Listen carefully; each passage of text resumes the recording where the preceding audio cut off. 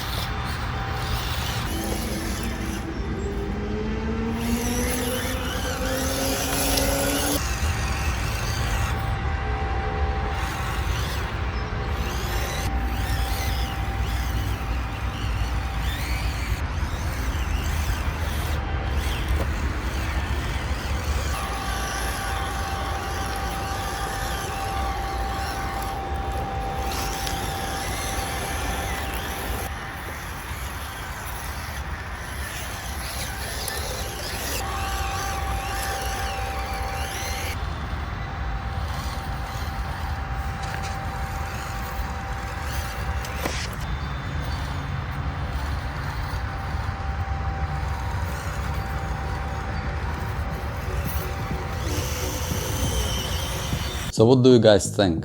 Let's not forget it's 5 years old, so give it some slack. This body is absolutely awesome. It's still getting used on the FMS LC80 products. What I really don't like about this car are the electronics. The ESC is extremely whiny and the modulation is kind of okay. With some basic upgrades, you could really up the performance, and you can see it in this video.